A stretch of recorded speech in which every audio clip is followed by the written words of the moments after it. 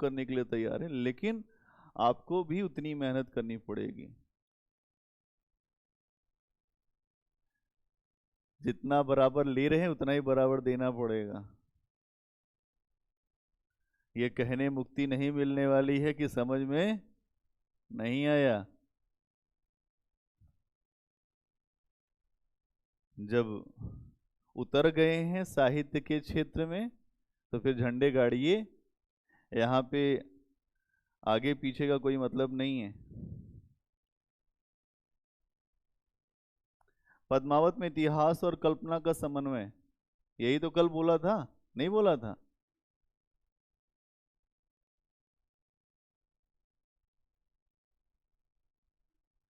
आधार बताए थे, निष्कर्ष लिखवाया था।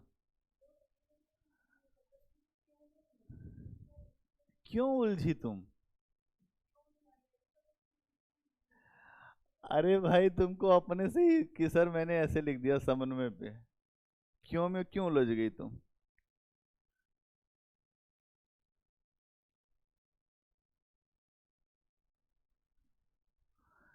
चलिए अच्छी बात है। प्रेम तत्व कल आपको समझ में आ गया था? कोई समस्या? आज हम लोग बात करेंगे नागमती का विरह वर्णन। नागमती का विरह वर्णन। नागमती का विरह क्यों है? आप सब कहानी जानते हैं क्यों है। हीरो कौन है? रत्नसेन है। कौन है ये? चित्तौड़ का शासक है।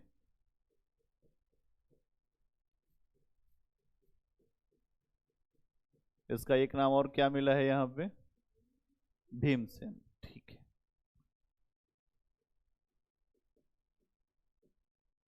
इसकी एक पत्नी कौन है? नागमती, जिसको अपने ऊपर बड़ा विश्वास है कि मुझसे अच्छा कोई नहीं है। और दूसरी बनने वाली कौन है? पद्मावती, जो आगे बन जाएगी और उसी पे पूरी कहानी पिक्चर जो है आगे बढ़ेगी। पहले मामले में क्या है कि रत्नसेन जो है अपनी पत्नी को छोड़कर जाता है। आमतौर पे ये पति पत्नी के संबंध में बड़े, आप जानते ही हैं कि कोई कहीं जा रहा है तो एक पक्ष हमेशा दुखी होता है। उदाहरण बहुत सारे दिए जाते हैं, यहाँ भी वही उदाहरण है। अब लेकिन यहाँ पर एक जो उदाहरण देने वाले व्यक्ति हैं उनका नाम है मलिक मोहम्मद जायसी। और जायसी जो है प्रेम तत्व के कवि हैं और विरह के भी कवि हैं। ये विषय आमतौर पर एक महिला का विषय है कि उसको कैसा विरह हो रहा है, लेकिन जब महिला के विरह को पुरुष लिखेगा तो पुरुष भी मान लीजिए उसी ही हृदय का होना चाहिए। भाई अगर आपने देखा होगा कि कुछ लोग ऐसे होते हैं कि जो पुरुष की आवाज में भी जो गीत गाते हैं और वही लोग जो महिलाओं के भी आवाज में गीत गा देते हैं और अच्छा गा देते हैं, जो गला दबा के गाते हैं, लेकिन ऐसा लगता है कि कोई पुरुष नहीं गा रहा, महिला ही गा रही।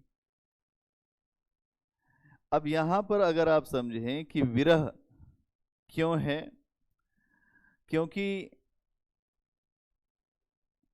रत्नसेन को अगर आप देखें तो वह भी विरह में है। किसके विरह में है? जब उसको ये पता चला कि पद्मावती नाम की कोई महिला है तो उसके बारे में ही सुन के मूर्छित हो गया। तो एक तरह का विरह ही है। और अगर आप देखें तो वो पद्मावती से मिलने के लिए इसी विरह के कारण जाता भी है। ठीक है, इसको क्या कहते हैं? इसको कहते हैं कि जब आपको किसी के प्रति राग हो जाए, राग वो भी जो बिना देखे, इसको कहते हैं पूर्व राग। यहां पे अगर आप देखें तो पूर्व राग का मतलब क्या होता है? अभी आप किसी से जो मिले नहीं हैं, वर्णन हुआ है और वर्णन होते ही राग हो गया। राग मतलब क्या होता है? लगाव। राग मतलब लगाव। लगाव हो गया। किससे हो गया? पद्मावती से। लेकिन फिर आप जानते हैं कि पद्मावती को प्राप्त करने के लिए, उससे मिलने के लिए बड़ी लंबी यात्रा करता है रत्नसेन। और इतनी लंबी यात्रा, इतनी कठिन यात्रा करने के बाद जैसे ही पद्मावती सामने आती फिर मूर्छित हो जाता है। बड़ी समस्या है। होश में आता है फिर वियोग हो जाता है उसको। तो अगर आप देखें वियोग ये उसका क्यों है, क्योंकि हर जीव, यहाँ पे एक आध्यात्मिक पक्ष ये है कि हर जीव जो है परमात्मा की तरफ जाना चाहता है, लेकिन सांसारिक आकर्षण इतना ज्यादा होता है, उस आकर्षण को व्यक्ति छोड़ नहीं पाता है। और जब नहीं छोड़ पाता है तो समस्या ये होती है कि अंत में वो पछताता है। अंत में उसको ये लगता है कि कोई चीज साथ जा नहीं रही है, और ये जो दुनिया मैंने किया ये क्या ठीक था या नहीं ठीक था। इसीलिए समझदार व्यक्ति वैसे होते हैं जो ज्यादा लगाव नहीं रखते किसी से, उतना ही लगाव रखते हैं दुनिया से कि बस काम चल जाए। नासमझ लोग बहुत ज्यादा लगाव रखते हैं और रोते गाते ज्यादा हैं। तो यहाँ समझने की बात यही है कि रत्नसेन को भी अगर आप देखेंगे तो अभी उसके अंदर नासमझी है और वो बहुत लगाव में है। तो वियोग हो गया, जो दूसरी बार भी उसका दर्शन करता है लेकिन वो मिल नहीं पाता।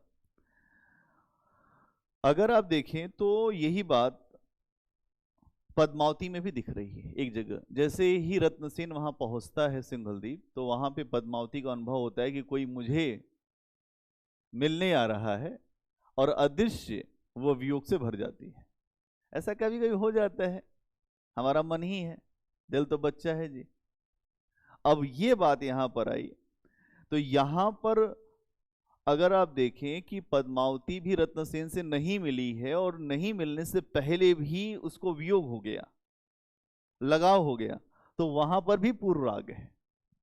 पूर्व राग का मतलब क्या है? किसी से मिले बिना। इस पे एक मूवी आई थी बहुत पहले, मुझे याद आ जाए उसका नाम, सिर्फ तुम।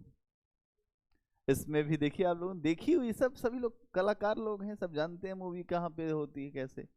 सिर्फ तुम में भी यही है, नायिका को ये पता चल गया कि नायक ये है, उसके बारे में कल्पना हो गई, प्रेम हो गया, बात खत्म। ऐसे ही कुछ यहाँ पे उसको क्या कहते हैं? पूर्व राग। ठीक, बहुत बढ़िया। तो यहां आप देखेंगे कि अलाउद्दीन खिलजी में भी क्या पूर्व राग है कि नहीं है? है, उसमें भी है। जब उसको पता चला कि भाई कि पद्मावती है, तो पद्मावती से मिलना चाहिए अपने को, पागल हो गया उसी दिन से। खली बली गाना छोड़ दिया उसी दिन से, उसने दूसरा गाना शुरू कर दिया, और उसने भी वियोग का अनुभव किया। तो ये भी पूर्व राग है। भाई मैं आपको आनंद के लिए थोड़ा बीच में बोलता हूँ, जिससे आपका विषय में एक रुचि बनी रहे, आपको ये लगे कि हाँ कि आप कोई चीज समझ पा रहे हैं। अब देखिए, ये तो हो गया जहां पर दो तरफा विरह है, जहां पे पूर्व राग है।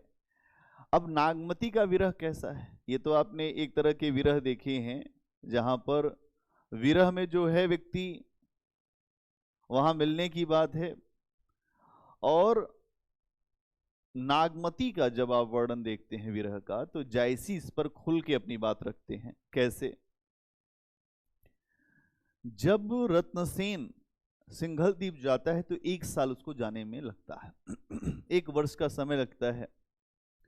और जब 1 वर्ष का समय लगता है तो फिर जो पत्नी जो है, चकवा चकवी की कहानी आपने सुना ही होगा, पत्नी बिछड़ गई, और जब वो बिछड़ गई तो उसको विरह होने लगा कि रहते थे तो ये था, तुम थे तो ये था, वो था वो था। दुनिया भर के उदाहरण नहीं था कि आदमी जब किसी के साथ रहता है तो उदाहरणों में दुनिया को देखता है, और जब नहीं रहता तो कहता है तुम थे तो ये था।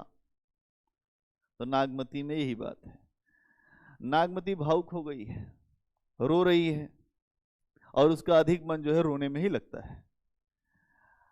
सामान्य तौर पर भारत की महिलाओं में ये बड़ी समस्या है। देखिए, मैं जब भी बताता हूं तो मैं इस बात को सोचता हूं कि महिला का हृदय जो है भावुक है पुरुष की तुलना में। पुरुष भी भावुक होते हैं, लेकिन उनकी तुलना में कम होते हैं। और जो भावुक होने का नाटक कर रहे हैं वो झूठ बोल रहे हैं, उतने भावुक होते नहीं है पुरुष। ये उनके जो शरीर का फंक्शन ही ऐसा नहीं है कि वो बहुत भावुक हो जाए। महिला पहले भावुक नहीं होगी किसी के प्रति, लेकिन अगर हो गई तो फिर समस्या है, फिर उसको आप हटाएंगे तब भी नहीं हटेगी। यहां यही दिखाई दे रहा है। नागमती के साथ समस्या क्या है, वो भावुक है बिल्कुल, अब एकदम रोने में उसका मन लगा हुआ है। अब इसी बात को लेकर हिंदी साहित्य में कहा जाता है कि ऐसा विरह का वर्णन कोई कर नहीं पाया है जैसा मलिक मोहम्मद जायसी ने किया है। मलिक मोहम्मद जायसी ने नागमती का विरह वर्णन किया है, उसको सर्वश्रेष्ठ माना जाता है। और ये कहा जाता है, आचार्य शुक्ल ने भी यही कहा है, नागमती का विरह वर्णन हिंदी साहित्य में अद्वितीय वस्तु है। ये कोई और नहीं, आचार्य शुक्ल कह रहे हैं जो बहुत नाराज रहते हैं। देखिए, नाराज रहने वाला व्यक्ति भी अगर आपकी प्रशंसा कर रहा है, इसका मतलब कि कुछ आपने काम कर दिया है बेहतर। नागमती का विरह कोई ऐतिहासिक घटना नहीं है। एक महिला जब अपने पति से अलग हो रही है तो उसके भीतर क्या भाव उठ रहे हैं, उसका वर्णन जायसी ने किया है। और इसको लेकर आप देखें कि आचार्य शुक्ल का भी यह मानना है, विरह वर्णन पूरे हिंदी साहित्य में अद्वितीय है, जिसकी तुलना न की जा सके। अद्वितीय मतलब क्या होता है, जिसके समान कोई दूसरा नहीं हो।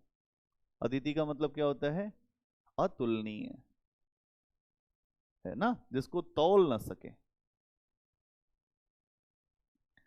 सबसे बड़ी विशेषता क्या है, जब नागमती का विरह जब दिखाया गया है तो वो किसी रानी का विरह नहीं दिखाया गया है वो रानी चित्तौड़ की। वो दिखाया गया है कि एक साधारण महिला जब अपने पति से अलग होती है तो उसके भीतर क्या विरह होता है, उस रूप में दिखाया गया है। आचार्य शुक्ल ये बात बोलते हैं कि भावुकता का बड़ा भारी परिचय जायसी ने इस बारे में दिया है। भावुकता का बड़ा भारी परिचय मतलब आम तौर पर किसी दूसरे व्यक्ति के हृदय में बैठकर उसकी भावनाओं को उमाड़ देना, ये साहित्यकार का काम होता है। और ये करना आसान नहीं है। आपके भीतर क्या चल रहा है, या अगर मान लीजिए कि नागमती का विरह वर्णन इन्होंने जब दिखाया तो वो दिखाने के लिए खुद के भीतर भी भावुकता होनी चाहिए, नहीं तो वो थोपी हुई केवल दिखाई देगी। कवि हमेशा भावुक लोग, अगर आप देखेंगे तो हमने देखा है आमतौर पे 2-4 कवियों से पाला पड़ा है मेरा, वो भावुक होते ही हैं स्वभाव से। रोने वाले होंगे थोड़ी देर में, तब तक रोएंगे नहीं तब तक कविता फूटेगी नहीं। और जब तक दुख में नहीं होंगे तब तक कविता नहीं आएगी, और जब तक प्रेम में नहीं होंगे तब तक कविता नहीं आएगी। ये सब होता ही है उसमें। वो कहते हैं कि मुझे विरह चाहिए, इसलिए कविताएं लिखी जाती हैं। यहां आप देखिए क्या है, ये क्या कह रहे हैं कि नागमती विरह में इतनी ज्यादा है कि वो ये भूल गई है कि उसे रानी है, कि मैं एक रानी हूं।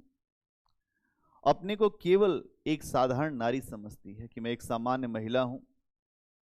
और जो साधारण महिला का दुख है वो जायसी ने नागमती के माध्यम से दिखा दिया है। रानी का दुख बहुत ज्यादा नहीं होता। आपने रानियों के बारे में बहुत सारे स्थान पे सुना होगा, रानी बहुत ज्यादा भावुक होती ही नहीं है। लेकिन नागमती एकदम भावुक है, जो रानी के औदात्य से अलग है। रानी का मतलब है शिवगामी देवी, रानी का मतलब है देवसेना। ये पात्र हल्के नहीं हो सकते। लेकिन क्या आपको लगता है कि अगर वो रानी है तो एक महिला भी है? अगर वो एक महिला है तो उसके अंदर प्रेम भी है, और अगर वो प्रेम में है तो वो समस्या में भी वैसे ही होगी, भले ही वो रानी बन के अपना चेहरा छिपाती हो। इस मामले में जायसी महत्वपूर्ण है कि जायसी ने एक रानी के प्रेम को नहीं दिखाया है, रानी के माध्यम से साधारण महिला का प्रेम जो है, जो समस्या है, जो उसका दुख है, उसे दिखाया गया है। तो यहां अगर आप देखें तो ये बात आपको समझने वाली है। अगर कोई राजमहल में रहेगा तो उसको क्या गर्मी लगेगी? नहीं लगेगी। लेकिन नागमती को बहुत गर्मी लगती है। एक उदाहरण आता है, जेठ जरे जग बहे लुआरा। जब जेठ का मौसम आता है तो आग लग जाती है धरती पर, बड़ी गर्मी पड़ती है, और उस समय लपट चलती है, लू चलती है। जेठ जरे जग बहे लुआरा, ये आप देखेंगे जो भाषा किधर की है, उत्तर प्रदेश के आसपास में जो भाषा बोली जाती है वो भाषा है। तो केवल समझिए, जेठ जरे जग बहे लुआरा, उठे बवंडर धिके पहारा। बाउंडर उठता है, पहाड़ गर्म हो जाते हैं, भाप फेंकने लगते हैं पहाड़। देखिए, चारे ही पवन झकोरी आगे, चारों तरफ से पवन आग को झकोर रही है, लगा रही आग, और लगो और लगो और लगो। इसी समय जंगलों में भी आग लगती है। लंका दाही पलंका लागी, लंका में आग लग जाती है, इतनी ज्यादा गर्मी पड़ती है। अगर सामान्य, आप सोचिए, सामान्य से सामान्य उदाहरण यहां दे रहे हैं। उठे आग औ आवे आंधी, आग उठ जाती और आंधी चलने लगती, आग की लपटों की आंधी। नैन न सूझ मरो दुख बागधी, मुझे आंखों से कुछ दिखता नहीं है। नैन न सूझ मरो दुख बांधी, दुख इतना ज्यादा है कि कुछ दिखाई नहीं दे रहा है। फिर क्या कहती है, बरसों मघा झकोरी झकोरी, ऐसे मौसम में मैं यही कहती हूं कि बारिश हो जाती तो कितना अच्छा होता। बरसों मघा झकोरी झकोरी, मोरे दुई नैन चुए जस ओरी, मतलब मेरा ऐसा लगता है कि बारिश हो जाए तो, आंखों से बारिश हो जाए तो ज्यादा बेहतर है।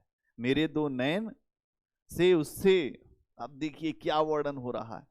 वर्णन ये है कि सारा कुछ जो कुछ है, हमें अपने दुख में ही हर जगह दुख दिखाई दे रहा है। कहते हैं, एक कहावत है कि सावन के अंधे को हर जगह हरा हरा ही दिखाई देता है। जो जिस भाव में रहता है उसको वही भाव दिखाई देता है। आप जिस भाव में होंगे आपको दुनिया उसी रंग में दिखाई देगी। आपका भाव सही है, दुनिया भी आपको ठीक दिखाई देगी। इसीलिए समझदार लोग कहते हैं, नजर बदल दीजिए, नजारा बदल जाएगा। और आपकी नजर नहीं बदली तो नजारा हमेशा बिगड़ा ही हुआ रहेगा। ठीक है, तो यहां ये चीज आपको दिखेगी। इसके बाद और क्या है, आप देखेंगे कि नागमती जो है, जब रत्नसेन चला गया है तो बहुत ज्यादा समस्या है। ये समस्या अगर आप देखेंगे कि जब भगवान कृष्ण गोकुल से गए, इसी बात को भ्रमर गीत में सूरदास ने भी समझाया है। जब कृष्ण गोकुल से गए तो गोपियां जो हैं आगे लेट गई रथ के, ये अब जाने नहीं देंगे तुमको, हमारे ऊपर से ही रथ ले जाओ, चढ़ा के मार डालो, फिर जाओ। कृष्ण उतरे, कहे तुम लोग मेरा स्वरूप हो, क्या फालतू बात करती हो, मरोगी तुम। कहे नहीं मरना है, अब तुम जाओगे तो मरना ही है। कृष्ण समझाते हैं। उधर से राधिका आती हैं, उनके लीडर तो वही है, राधिका है जो गोपियों की। कि हमें तो बोलना ही नहीं है, जो मन करे वो करो। लेकिन जो गोपियां वो कंट्रोल नहीं कर पाती, कहें कि तुम्हें बोलना नहीं है, वो निकल जाएंगे मामला। अब समस्या ये है कि कृष्ण को समझाना है। कृष्ण ने कहा कि मैं आता हूं, जाता हूं और आता हूं। और कृष्ण एक बार छोड़ के गए मथुरा वृंदावन, तो वापस कभी नहीं आए। कृष्ण के पास भी बहुत काम है ना, और भी कुछ काम है जग में करने को। एक ही काम तो बचा नहीं था कृष्ण के पास। कृष्ण तो व्यवहारिक व्यक्ति हैं, इसीलिए उनके ऊपर बात आती है कि व्यवहार में कृष्ण को पकड़िए और आदर्श में राम पकड़िए। आदर्श पकड़ेंगे तो जीवन में बहुत दुख मिलेगा और उसके बाद कोई मानेगा भी नहीं। व्यवहार पकड़ेंगे, बाद में सब आपकी पूजा करेंगे। इसलिए व्यवहारिक व्यक्ति ज्यादा ठीक चल रहे हैं। भारत की विदेश नीति भी व्यवहारिक चल रही है।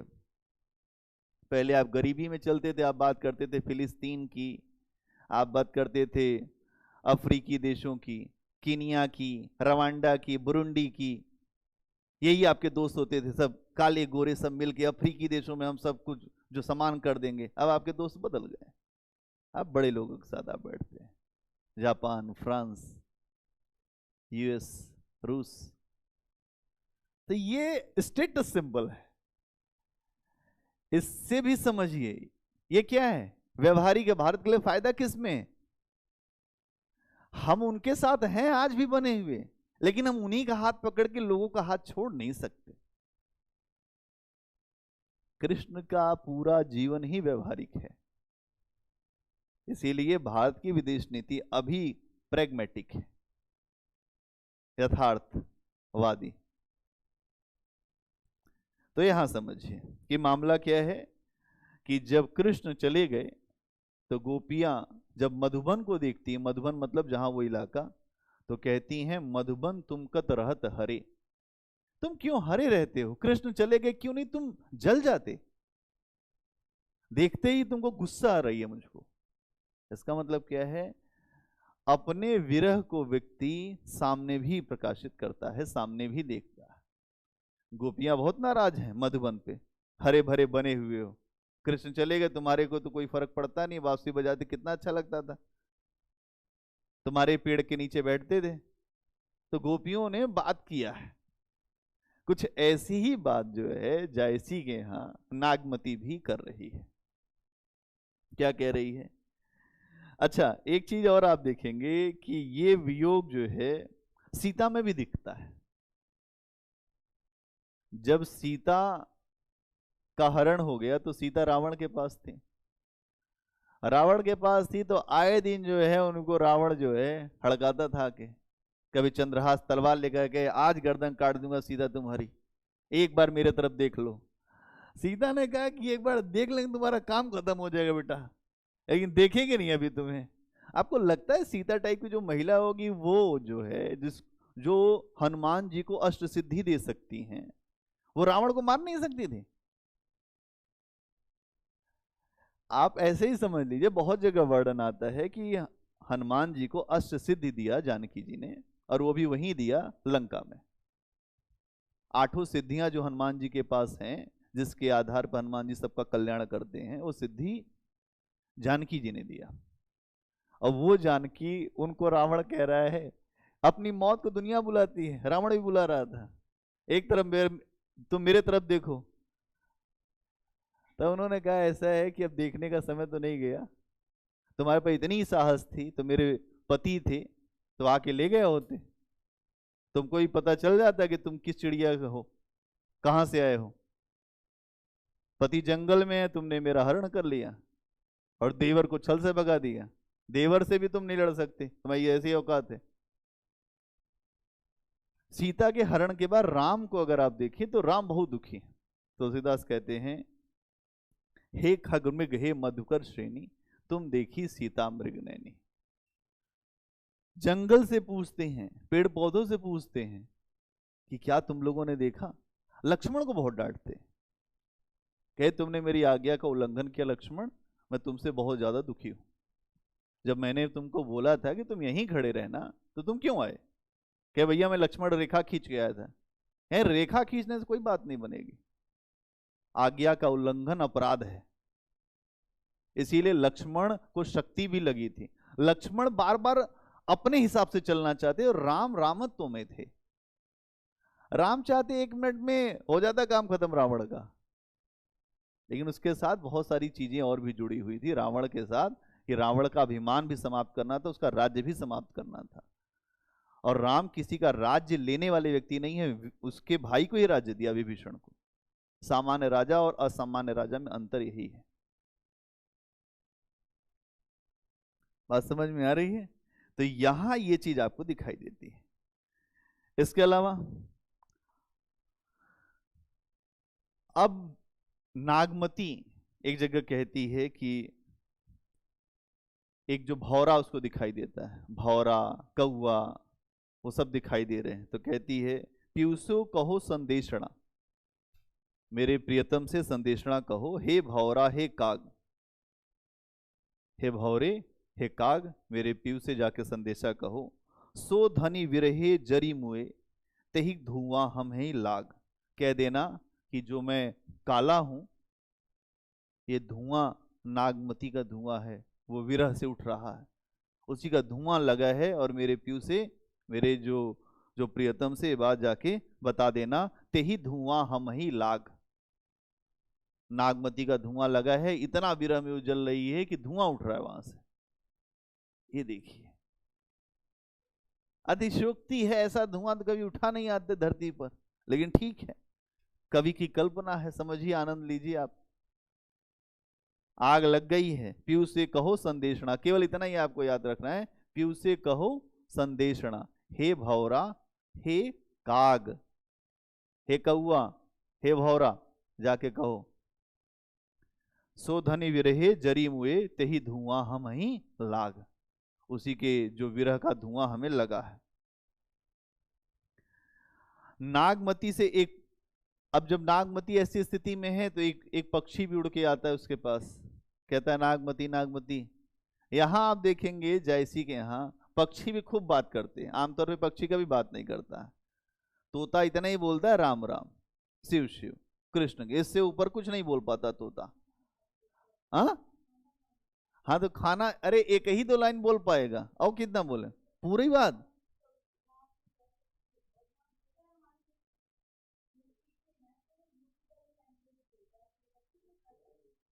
हाँ अच्छा ठीक है, चलो ठीक है, तोता बोलता है इसका मतलब मान गए आप लोग, कल्पना कम है, जायसी ने कल्पना कम किया, ठीक। चलिए, नागमती से एक जो पक्षी कहता है, क्या कहता है, फिर रो को नहीं डोला, तुम कितना रो रही हो और कोई डोल नहीं रहा है।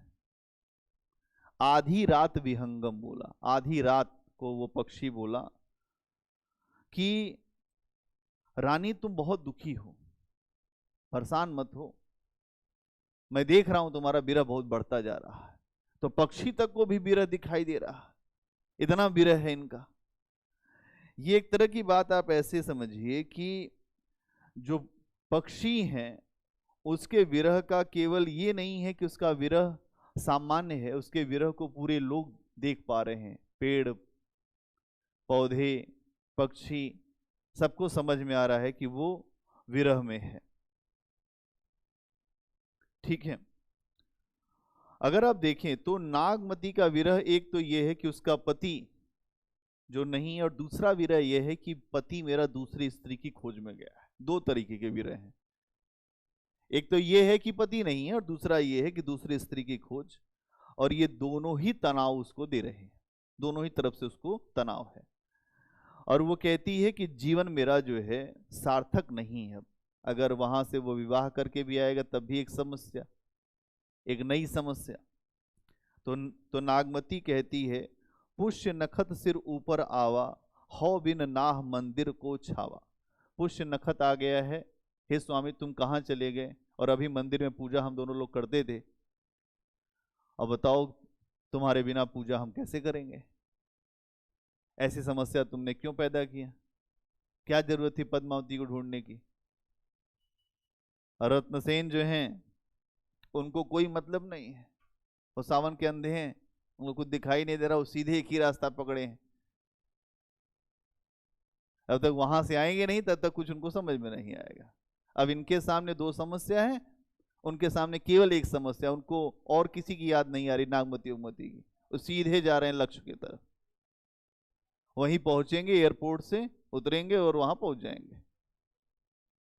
ठीक, आगे देखिए,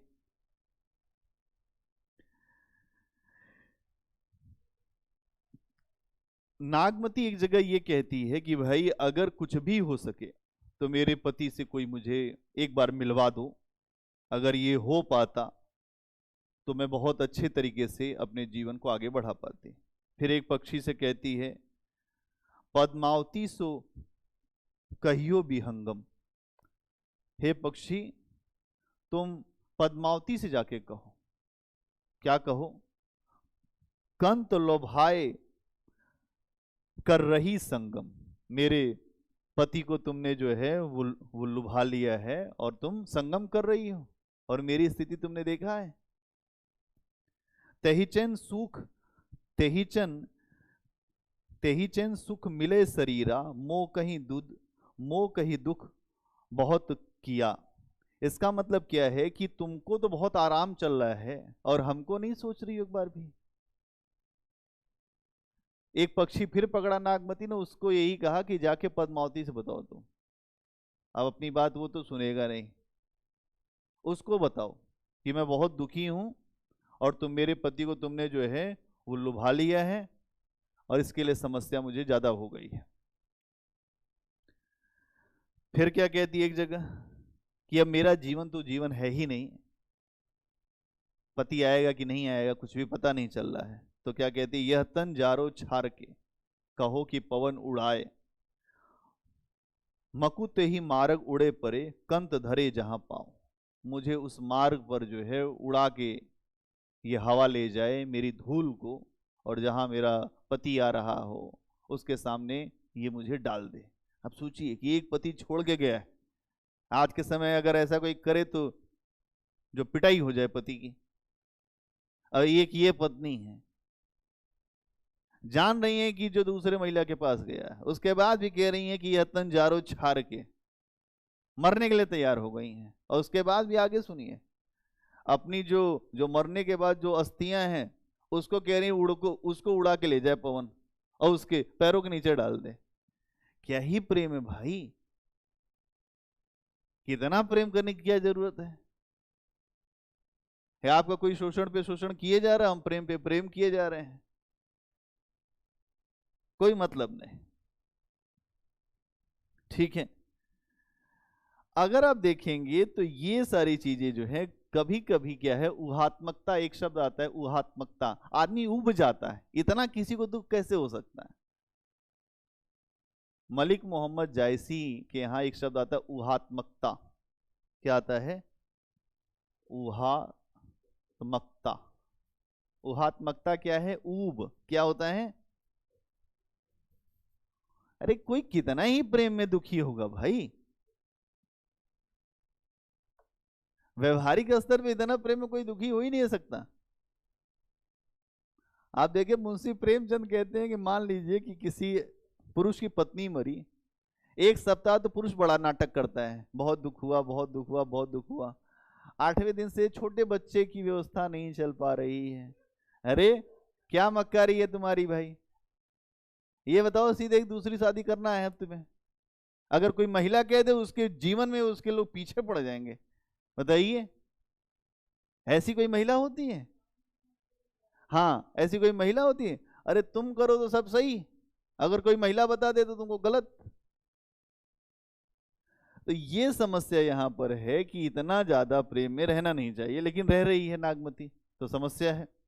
और क्या है, कभी कभी हंसी भी आती है कि इतना दुख इसको क्यों है। एक उदाहरण सुनिए कि दही कोयला भई कंत सनेहा, जो दही थी सफेद कोयला हो गई, जो जो प्रियतम के याद में। तोला मांस नहीं रहा देहा। बताओ, जब तुम थे तो इस शरीर पे मांस था। लोग कहते हैं कि मांस शरीर पे आ जाता है जब अच्छा कोई दिखता है, खाता पीता है तो बढ़िया स्वस्थ हो जाता है, सुंदर भी लगता है। क्या कह रही हैं? तुम गए हो तब से खाना पीना छोड़ दिया, शरीर का जो मांस था वो भी खत्म हो गया है। अब बताइए, रकत न रहा, शरीर से खून भी खत्म हो गया है। विरह तन जारा, विरह ने इतना तन को जला दिया है। रति रति होई नैनन ढरा, रात रात भर तुमको इतना याद कर दिए हैं कि आंखों में भी कुछ समझ में नहीं आ रहा कि अब क्या हो रहा है। भाई ये सब अतिशयोक्ति है। आचार्य शुक्ल कहते हैं कि जायसी का विरह वर्णन, जायसी का विरह वर्णन कहीं कहीं इतना ज्यादा जो मजाकिया लगने लगता है कि ये समझ में नहीं आता है कि इसमें जो गंभीरता कितनी है। ये लगता है कि यहां पर इतनी वेदना कैसे शब्दों से हो सकती, इतनी वेदना किसी में कैसे हो सकती है जितनी वेदना ये दिखा रहे हैं।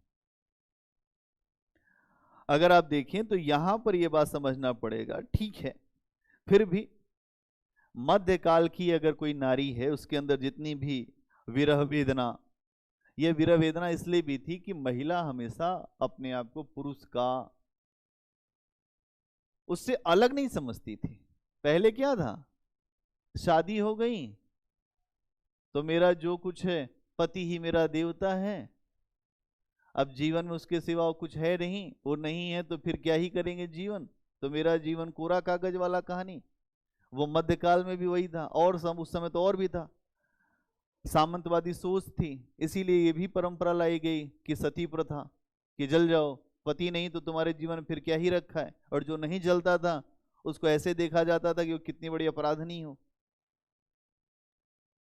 यहां ये बात आपको समझना पड़ेगा कि ये जो बात मलिक मोहम्मद जायसी नागमती में दिखा रहे हैं विरह, यह मध्यकालीन नारी की दास्ता की स्थिति का सूचक भी है कि जब महिला किसी के प्रति बहुत ज्यादा अनुरक्त है या उससे अलग अपने आप को नहीं सोच पा रही है, तो फिर उसके न रहने पर उसके जीवन में कोई सार नहीं है।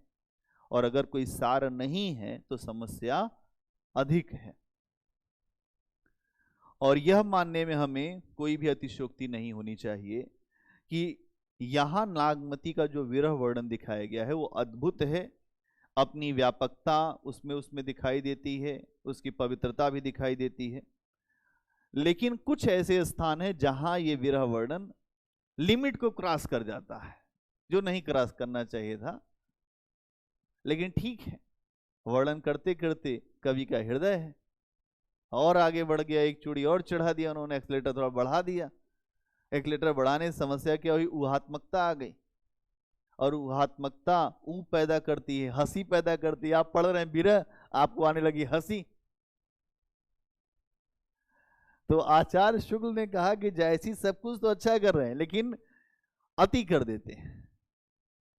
लेकिन उसके बाद भी जब आप इसका निष्कर्ष लिखेंगे तो यही लिखेंगे कि नहीं, अच्छा है, हिंदी साहित्य में इससे अच्छा नहीं किसी का दिखता है। और अगर हम देखें तो अद्वितीय स्थान है। अब एक बात समझिए, ये नागमती का विरह वर्णन एक समस्या को जन्म देता है। क्या समस्या है भाई? मध्यकालीन नारी, इसका मतलब दास थी क्या? मतलब ये है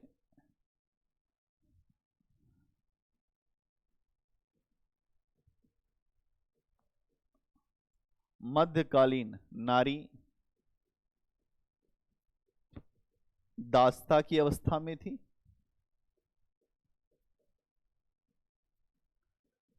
आज के समय तो कोई किसी को ये कह दे कि हम नहीं रहना चाहते, फिर भी लोग तुरंत ही इधर उधर हो जाते हैं। अब ये समझिए कि यहां क्या अवस्था है, मध्यकालीन नारी की अवस्था क्या है। नागमती का विरह वर्णन जो है उससे एक विवाद का जन्म होता है कि क्या है। आचार्य शुक्ल एक तरफ ये कहते हैं कि ये विरह वर्णन जो है हिंदी साहित्य में बहुत अद्भुत है, अद्वितीय है। और ये भी कहते हैं यह आशिक मासूकों का निर्लज्ज प्रलाप नहीं है। शब्द देखिए, ये अक्सर कोट होता है हिंदी साहित्य में। इन्होंने ये भी कहा है कि ये आशिक मासूकों का निर्लज्ज प्रलाप नहीं है। आशिक और मासूक आचार्य शुक्ल को पसंद नहीं आएंगे। आचार्य शुक्ल पसंद करते हैं सीता जैसी महिला को। जयशंकर प्रसाद के यहाँ आप देखेंगे तो वो पसंद करते हैं बाहुबली की देवसेना को। वैसी महिला उनको चाहिए, अद्भुत हो, तीर चला सके, मार सके, ये कर सके वो। यही तो फिल्मों में आता है बाद में। यहां आप देखेंगे यही कहते हैं कि भाई आशिकी नहीं है, यहाँ आशिक माशूकों का निर्लज्ज प्रलाप नहीं है, बल्कि हिंदू गृहिणी की विरहवाणी है। हिंदू गृहिणी की विरहवाणी है नागमती का विरह वर्णन। सुनिए क्या है। हिंदू गृहिणी जो है वो कैसे अपने पति के लिए विरह में है, ये उसकी विरहवाणी है। और इसका सात्विक और मर्यादापूर्ण रूप, इसका सात्विक और मर्यादापूर्ण रूप मनोहर दिखाई देता है। मतलब प्रेम कैसा है? सात्विक है, मनोहर है। क्या गलत है? आचार्य शुक्ल ने कहा इसको खराब तरीके से मत देखिए। आशिक मासूकों का निर्लज्ज जो प्रलाप नहीं है ये कि आप ऐसे हंस रहे हैं इस पे। इसका मतलब आशिक मासूक को जो है आचार्य शुक्ल एकदम फूटी आंख नहीं देखना चाहते हैं। उनको समझ में नहीं आता कि आशिक मासूक क्या चीज होते हैं। अगली बात, कुछ लोग कहते हैं आचार्य शुक्ल इतने ज्यादा क्यों प्रश्न खड़ा करते हैं। कहते हैं कि मुख्यतः जो नारी है क्या उसको माना जा रहा है। मध्यकालीन नारी अगर आप देखें तो लिंग भेद बहुत ज्यादा है, स्त्री और पुरुष में बहुत ज्यादा अंतर है। और अंतर है और उसको केवल मर्यादा में रखकर उसके शोषण की बात करना और इसे बहुत अच्छा बताना, ये क्या अच्छी बात है? अगर ये अच्छी बात नहीं है तो फिर क्या समस्या है इसकी? ये कह रहे हैं भाई अगर आज के समय में हम देखें तो उस समय की महिलाओं की जो स्थिति थी वो काफी चिंताजनक थी, काफी समस्या वाली थी।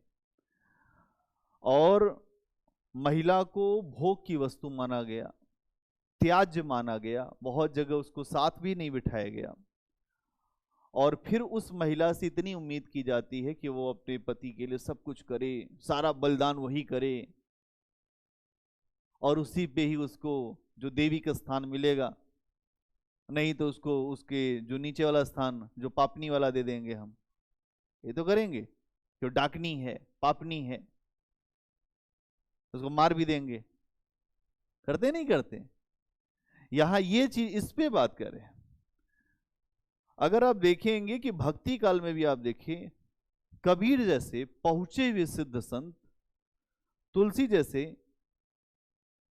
महान संत भी महिलाओं की हानि और जो महिलाओं के ऊपर बहुत अच्छे तरीके से बोल नहीं पाए। कबीर कहते हैं कि नारी की झाई पड़त अंधा होत भुजंग, कबीरा तिनकी कौन गति जो नित नारी के संग। मैंने आपको कबीर बताया नहीं था, क्योंकि महिलाओं की एक आलोचना है, लेकिन ये आलोचना किस संदर्भ में कबीर ने की है, इस पे भी विवाद है। क्या है? नारी की झाई पड़त, नारी की परछाई पड़ते ही अंधा हो तो भुजंग, सांप अंधा पड़ जाता है, सांप जाता है अंधा। अब यहाँ पे ये बात आती है कि जो गर्भवती नारी है उसकी परछाई से ऐसा होता है। ये भी मान्यता, अब कितना सही कितना गलत है नहीं पता, हाँ ऐसी मान्यता है कि अगर कोई जो महिला है उसके संतान उत्पत्ति होने वाली है, अगर वो जा रही है और सांप जा रहा और दोनों एक दूसरे से टकरा जाए तो परछाई पड़ जाए तो जो सांप है वो अंधा हो जाता है। नारी की झाई पड़त अंधा हो तो भुजंग, कबीरा तिनकी कौन गति जो नित नारी के संग। इसका मतलब क्या है? अलग अलग नारियों जो अवैध संबंध, इसमें बहुत सारी बातें हैं। अगर ये बात ना होती तो अगली लाइन, ये अगला इनका जो है पद, उसमें आता है कि पतिव्रता मैली भली काली कुचित कुरूप, पतिव्रता मैली भली काली कुचित कुरूप, पतिव्रता के रूप पर वारू कोटि स्वरूप। ये भी कबीर का है कि अगर एक ऐसी महिला है कि जो पतिव्रता है, अपने जो पति धर्म पर चलती है, काली हो, अच्छी न लगती हो, तब भी वो बहुत ही अच्छी है। क्या कहते हैं कि पतिव्रता मैली भली काली कुचित कुरूप, पतिव्रता के रूप पर वारू कोटि स्वरूप। अप्सराओं पे अप्सरा खड़ी हो तो पतिव्रता महिला उससे ऊपर रहेगी, क्योंकि उसका जो हृदय है उससे बहुत अच्छा है। यहां क्या कहना चाह रहे हैं कि अगर आप केवल बैठ के जो पार्टी अभी चलने दो, रात के 12 बज गए हैं, पार्टी अभी चलने दो, उस पे कटाक्ष है ये। कबीर को समझना इतना आसान नहीं, लेकिन ये आरोप है कबीर पे कि कबीर जो है महिलाओं को लेकर समस्या। एक जगह भगवान राम जब लक्ष्मण को शक्ति लगती है तो एक शब्द बोल देते हैं, तुलसीदास जी वहां पे बोलते हैं, नारी हानि विशेष क्षति नाही। अगर सीता की हानि हो जाए तो विशेष क्षति नहीं है। नारी हेतु प्रिय प्रिय बंधु गवाई, अगर लक्ष्मण की मृत्यु हो जाएगी तो मैं क्या जवाब दूंगा? अवधपुरी में जाऊंगा तो क्या बताऊंगा कि पत्नी के लिए अपने जो भाई को खो दिया, इतनी हल्की बात। तो नारी क्षति विशेष क्षति नहीं। तो बड़े बड़े लोग जो हैं नारी के मुद्दे पे असहज हो जाते हैं आके। समस्या ये भी है। अब आप देखें तो रीति काल में आ जाइए, तो रीति काल में क्या है? जो बिहारी जैसे लोग हैं, तो बिहारी एक रसिक व्यक्ति है, शहर में उनको सुंदरता दिखाई देती है, गांव में सुंदरता होती ही नहीं उनके नजर में। भोगवादी दृष्टि है वहां पे। जो राजा उनको भी समझा रहा है, राजा आज ऐसी ऐसी बात हुई है, और राजा खुश, उसने सोने का सिक्का फेंक दिया, फिर बिहारी ने लुक लिया उसको, कैच। अब फिर एक पद, तो कहत नटत रीजत खिजत मिलत खिलत लजियात, भरे भवन में करत है नैनन सो बात। तो रीति काल में और समस्या है, ठीक है। लेकिन अगर आप देखेंगे तो यही चीज आपको मलिक मोहम्मद जायसी के यहां भी दिखाई देगी। नारी क्यों इतनी बंधन में है, क्यों इतनी समस्या में है? यह विरह अगर आप देखें तो एक तरफा है, केवल नागमती को है। रत्नसेन को है ही नहीं, 1% नहीं। रत्नसेन के पास ऑप्शन 2 है, ऑप्शन 1, ऑप्शन 2। ऑप्शन 2 ज्यादा बेहतर, इसलिए ज्यादा वहां पर उसने फ्रीक्वेंसी दिखाई और वहां आगे बढ़ गया। ऑप्शन 1 पीछे छूट गया, लेकिन ऑप्शन 1 ऑप्शन 1 को छोड़ नहीं पा रहा। क्या समझ में आई बात? यहां ये भी समझिए, रत्नसेन जो दूसरा विवाह कर सकता है, लेकिन नागमती नहीं कर सकती। नागमती करे गर्दन उतर जाएगी। पुरुष कर लेगा तो कोई समस्या नहीं, और महिला कर लेगी तो फिर आप जानते हैं क्या ही होगा। क्यों? क्योंकि मध्यकाल की नारी के पास न कोई आर्थिक सुरक्षा है, न अपनी सुरक्षा करने की सामर्थ्य है, और सब कुछ सुरक्षा, सम्मान, सब कुछ उसके पति पर निर्भर करता है। इसीलिए महिला बेबस और बेसहारा हो जाती है। पहले क्यों इतना शोषण हो रहा था? क्योंकि महिला पूरी तरह से आश्रित थी अपने पति के ऊपर। इसीलिए महिला को संपत्ति में भी अधिकार नहीं दिया गया था, और संपत्ति में अधिकार न देने के पीछे भी मानसिकता यही थी कि जीवन भर आश्रित बन के रहो, और सबसे बड़ी समस्या आश्रित बन के रहने की ही होती। ठीक है, और उसके पास एकमात्र विकल्प था कि पति 8 शादी करे, 10 शादी करे, कोई दिक्कत नहीं है, चुपचाप अपना स्थान बना के वहां पे पड़े रहना है, जिंदगी काट लेनी है। इसके अलावा नागमती एक रानी है, उसके बाद भी अपने जो पति से वंचित है, और आर्थिक स्थितियां अगर आपकी अच्छी है तब भी अगर आप ये सोचें कि आपका शोषण खत्म हो जाएगा, तो ये नहीं हो सकता। रानी के पास कोई भी पैसे की कमी नहीं है। लोग कहते हैं पैसा मिल जाए सारा शोषण खत्म हो जाता है। एक मूवी हमने देखी थी, उस मूवी में था एक महिला ने अपने पति को बेच दिया, उसके बाद उसको जो है बहुत पैसे की लालसा थी। वो श्रीदेवी की मूवी थी, हाँ जो भी हो, उसमें यही हुआ, अपने पति को बेच दिया, बाद में जो पति पति करने लग गई। इसका मतलब क्या है? आर्थिक संपन्नता आपके सारे दुख को दूर नहीं कर सकती, एक बात यह भी है।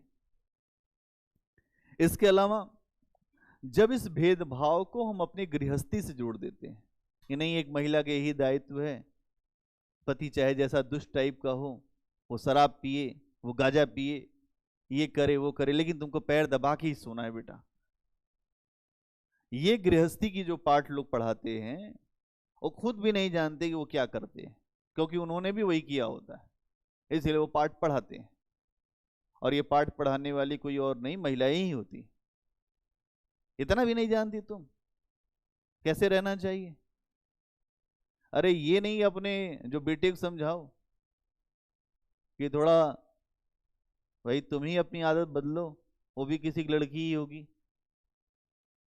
नहीं, और क्या कहते हैं? उसको कहेंगे कि तुमको जो पतिव्रत धर्म से रहना चाहिए वो तो खराब है ही है। पुरुष जो हैं, मैं तो कुताराम का नहीं, मैं तो कुताराम का नहीं कहते कबीर, वैसे ही पुरुष भी होता है।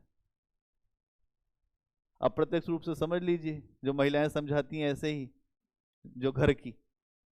तो तुम अच्छी महिला बनो, जो पतिव्रत धर्म पे रहो, फिर जो गृहस्थ धर्म को निभाओ, और आदर्श नारी बन के दिखाओ। आदर्श पुरुष को क्यों नहीं बना रहे हो तुम? आदर्श नारी बना रहे हैं हम। अभी हमारी एक विद्यार्थी थी, अब उसका नाम नहीं बताएंगे, उसके जो समस्या इसी बात की थी कि उसका विवाह हो गया था, लेकिन जो पति का कहीं और संबंध था। उसकी खुद की सास ने कहा कि तुम अच्छे से रहो, ये तो होता रहता है। क्या ही बात है ये,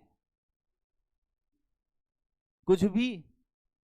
ये वही है कि मध्यकाल की जो नारी की सोच वही है, और वो वही करवाएगी। यहां यही बात कहा जा रहा है कि हर चीज, भाई नागमती ये कहे कि नहीं तुम जा रहे हो, जाओ कोई बात नहीं, हम विरह में रहेंगे, वो भी ठीक है। आजकल की होती है महिला तो कहती है ऐसा है कि पहले हमें मार दो या हम तुम्हें मार दें, उसके बाद ही तुम कहीं जाना। तो यहां पर अगर आप देखें तो ये पूरा समझौता करने के लिए तैयार है नागमती। तो ये भी एक अपने आप में समस्या है, अपने पति को भी जो बांट सकती है। और अगर आप देखें,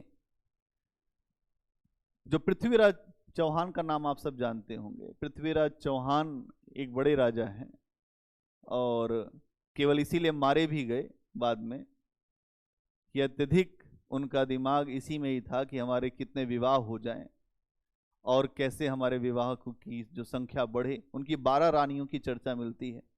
एक रानी का नाम उनके संयोगिता है, जो जयचंद की पुत्री थी, और उसी के चक्कर में ही सारे जोशियों ने भविष्यवाणी की थी कि पृथ्वीराज, इससे विवाह मत करना, मामला बिगड़ जाएगा, तुम्हारे सारी ग्रह दशाएं गड़बड़ हैं, इसके साथ विवाह नहीं हो सकता।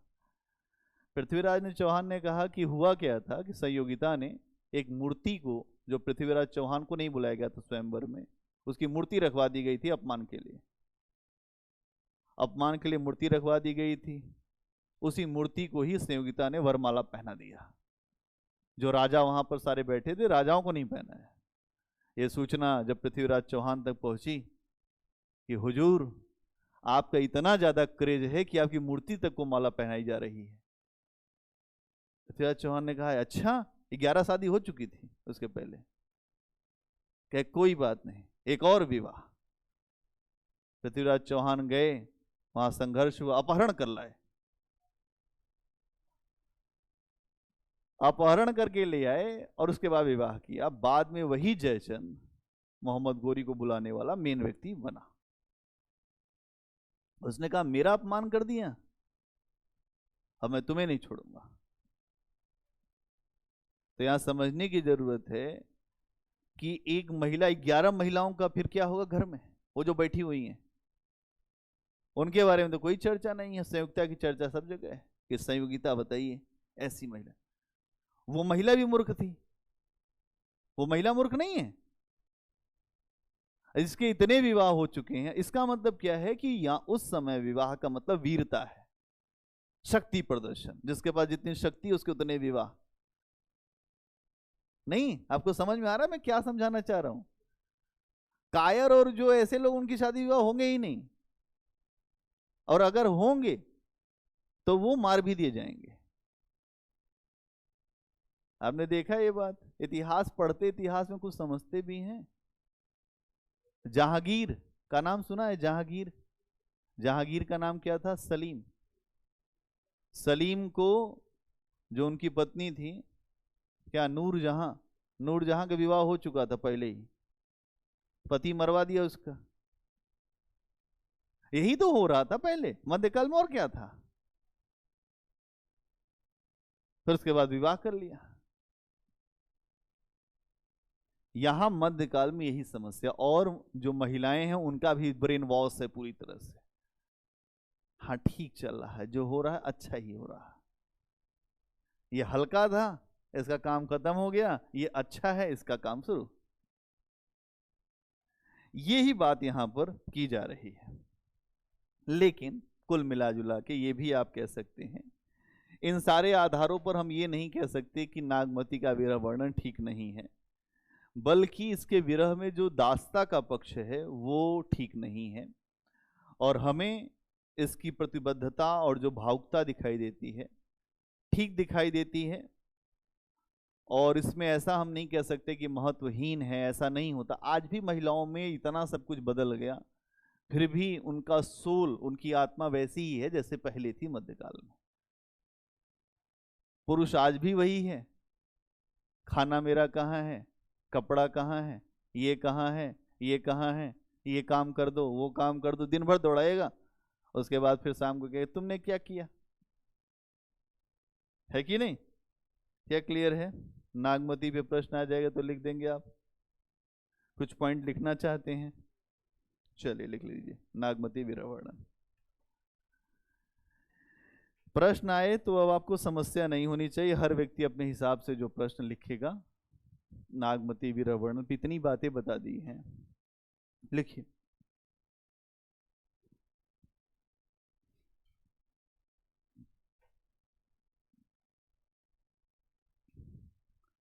जायसी ने नागमती के विरह का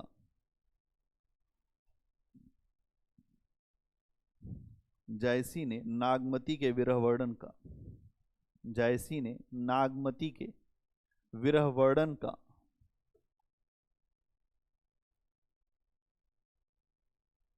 विरह, क्या लिखा है, जायसी ने नागमती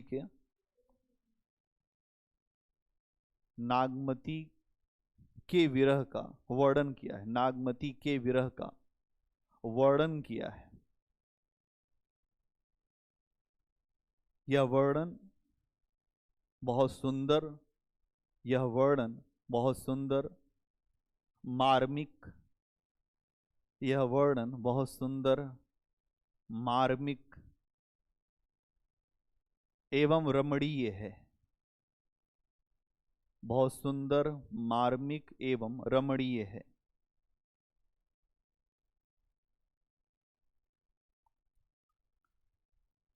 रमणीय मतलब क्या होता है, क्या होता है, सुहावना, अच्छा। कहते हैं रमणीय मौसम है आज का, रमण करने वाला, घूमने वाला मौसम। लिखिए आगे, रमणीय है। आगे लिखिए, नागमती रत्नसेन की पत्नी है। नागमती रत्नसेन की पत्नी है, जो रत्नसेन के सिंघल द्वीप जाने, जो रत्नसेन के सिंघल द्वीप जाने पर, जो रत्नसेन के सिंघल द्वीप जाने पर अपने पति से अलग है। जो रत्नसेन के सिंघल द्वीप जाने से अपने पति से अलग है, इसीलिए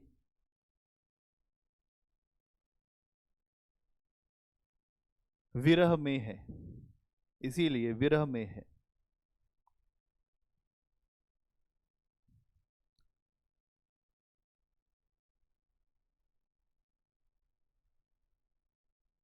सच यह है, सच यह है कि, सच यह है कि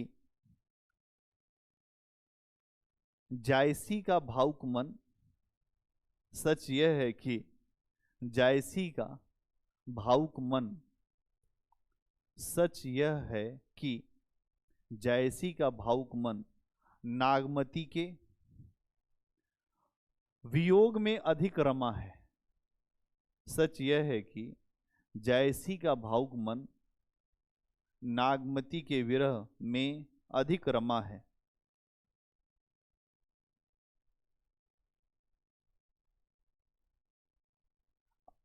अगला पॉइंट, आचार्य शुक्ल कहते हैं कि, इन्वर्टेड कामा, आचार्य शुक्ल कहते हैं कि नागमती का विरह वर्णन,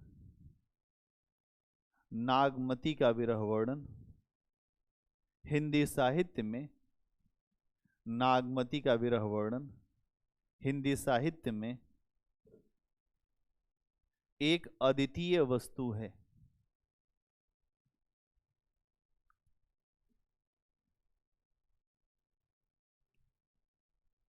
नागमती का विरह वर्णन हिंदी साहित्य में एक अद्वितीय, जिसकी तुलना न की जा सके, अद्वितीय वर्णन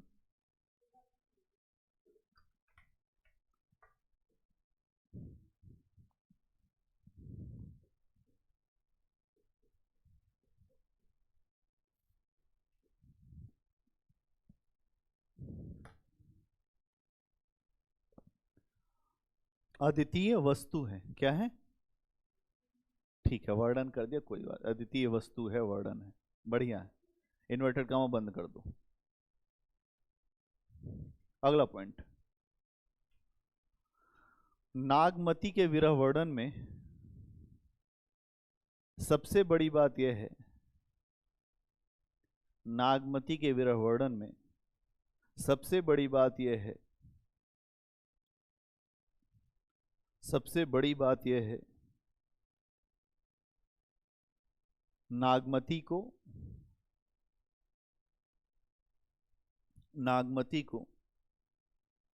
रानी के रूप में नहीं दिखाया गया है। नागमती को रानी के रूप में नहीं दिखाया गया है, बल्कि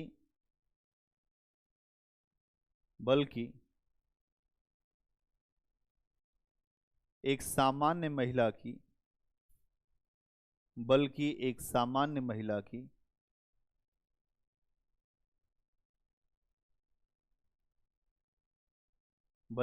सामान्य महिला की विरह को दिखाया गया है।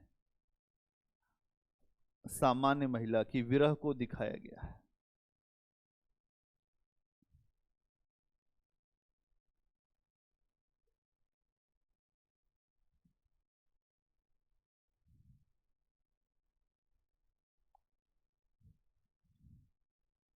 फिर एक आचार्य शुक्ल का स्टेटमेंट लिखिए। अगला पॉइंट, आचार्य शुक्ल का एक स्टेटमेंट लिखिए।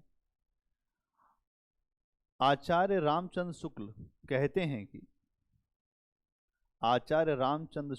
कहते हैं कि इन्वर्टेड कामा अप लगाइए, अपनी भावुकता का बड़ा भारी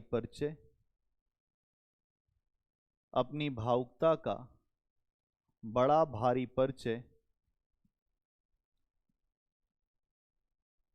जायसी ने इस बात में दिया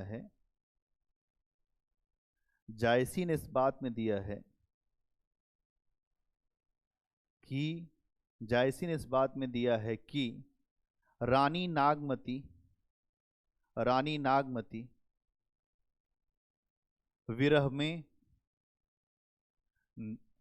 नागमती विरह में अपना रानीपन भूल जाती है।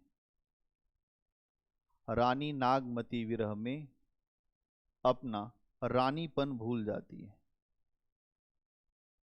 और अपने को केवल साधारण नारी के रूप में देखती है। अपने को केवल साधारण नारी के रूप में देखती है।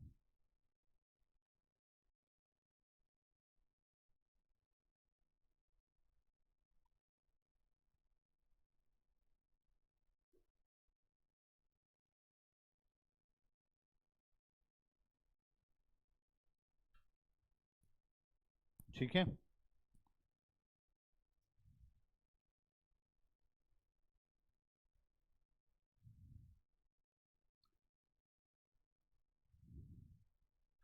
अगला पॉइंट बनाइए।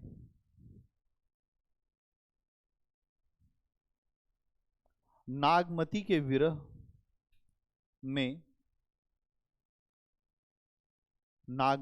विरह में जो सामान्य जन से जुड़ने की क्षमता है, नागमती के विरह में जो सामान्य जन से जुड़ने की क्षमता है,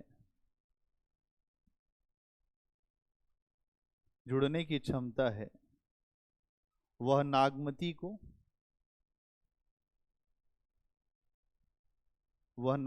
को एक रानी के रूप में नहीं,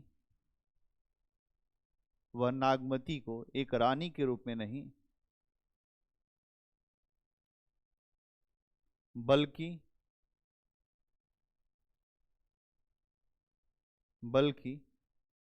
वह नागमती को एक रानी के रूप में नहीं, बल्कि एक सामान्य नारी के रूप में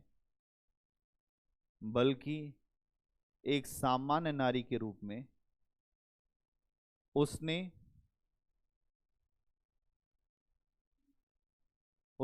एक सामान्य नारी के रूप में सभी दुखों को भोगा है।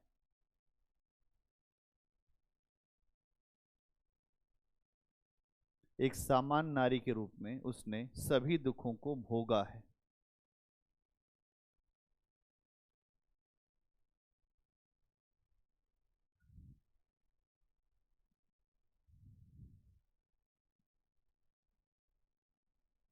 अगला पॉइंट, यहां आश्चर्य की बात है यहां आश्चर्य की बात है, नागमती ऐसी बातों से परेशान है। यहां आश्चर्य की बात है कि नागमती ऐसी बातों से परेशान है जो यहां आश्चर्य की बात है कि नागमती ऐसी बातों से परेशान है जो महलों में रहने वाले लोगों को, जो महलों में रहने वाले लोगों को परेशान नहीं करती, बल्कि साधारण लोगों को पहचान करती है, बल्कि साधारण लोगों को पहचान बल्कि साधारण लोगों को परेशान करती है, बल्कि साधारण लोगों को परेशान करती है। जेठ जरे, उदाहरण लिख दीजिए, जेठ जरे जग बहे लुआरा। जेठ जरे जग बहे लुआरा। फिर डैश डैश डैश, बरसे मघा झकोरी झकोरी। बरसे मघा झकोरी झकोरी। बरसे मघा झकोरी झकोरी। अगली लाइन है, मोर दुई नैन, मोर दुई नैन,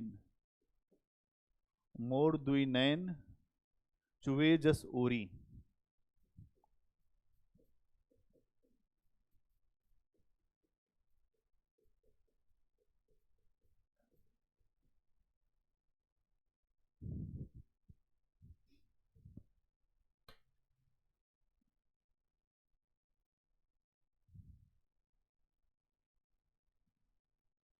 हो गया। अगला पॉइंट, नागमती के विरह वर्णन में दूसरी बड़ी विशेषता, नागमती के विरह वर्णन में दूसरी बड़ी विशेषता आत्मविस्तार है। आत्मविस्तार।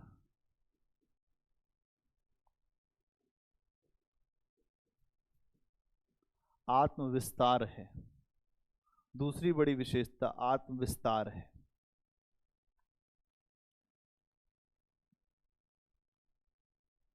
इसका मतलब क्या होता है?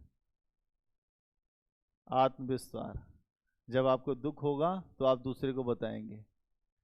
दुनिया में जिसको दुख हो जाएगा तो अपनी सहेली तुरंत बताएगा, सुनो मेरी बात सुनो। अपना आप दुख दूसरे को जरूर सुनाएंगे। जैसी के यहां नागमती के विरह वर्णन में आप देखिए आत्मविस्तार बहुत ज्यादा है। कैसे, क्या है? ये स्वाभाविक सी बात है कि जब आप दुख में रहते हैं तो किसी को पकड़ के अपना दुख जरूर बताना चाहते हैं। बाद में उस दुख का वो जो आपने बताया है उसका वो फायदा उठाता है, लेकिन व्यक्ति उसके बाद भी मानता नहीं। ठीक है, क्यों बताता है वो दुख? क्योंकि दूसरा उसके दुख से उसको बाहर निकलने में सहायता करे, मदद करे, इसलिए बताता है।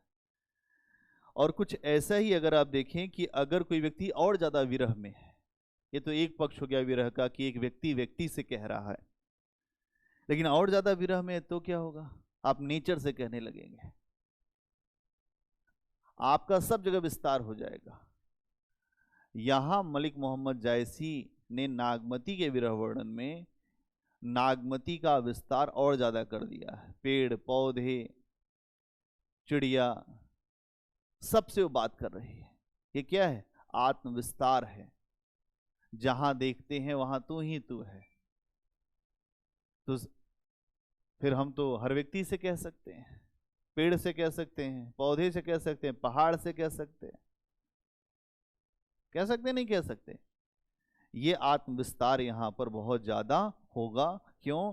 क्योंकि भावुकता जब बहुत ज्यादा होगी तो व्यक्ति विरही हो जाएगा, और विरही व्यक्ति जो है नेचर को भी देखेगा तो वहां भी उससे दुख की बात होगी। और ऐसे मैंने बहुत सारे उदाहरण बताए थे कि मधुबन तुम कत रहत हरे, फिर जो सीता खो गई तो राम कहते हैं। और वैसा ही कुछ यहां पर भी है, इसमें लिख दीजिए कुछ बातें। क्या लिखा? आत्मविस्तार लिखिए। इस नजरिए से, इस नजरिए से नागमती के विरह जैसा, इस नजरिए से नागमती के विरह जैसा, नागमती के विरह जैसा दूसरा उदाहरण मिलना, नागमती के विरह जैसा दूसरा उदाहरण मिलना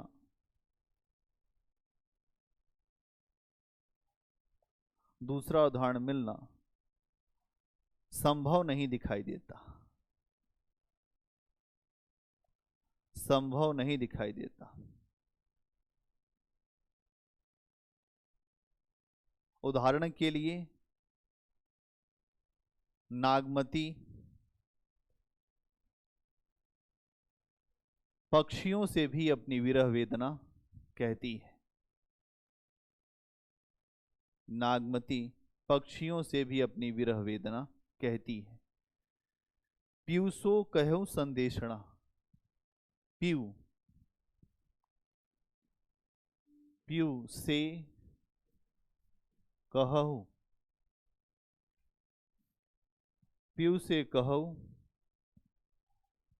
ह के ऊपर ऐसे करना, चलो, कहूं संदेशणा, पीयू से कहूं संदेशणा, हे भौरा हे काग, हे भौरा हे काग, पीयू से कहूं संदेशणा, हे भौरा हे काग। सो धनी विरहे जरी मुए, सो धनी लिख लीजिए, सो धनी, सो धनी विरहे, सो धनी विरहे जरी मुए, जरी मुए, जरी मुए क्या है? जरी मुए का मतलब क्या है? मर गए। मुई मतलब क्या होता है? मरना। जरी मुए। तेहिक धुआं हम ही लाग, तेहिक धुआं हम ही लाग, तेहिक धुआं हम ही लाग।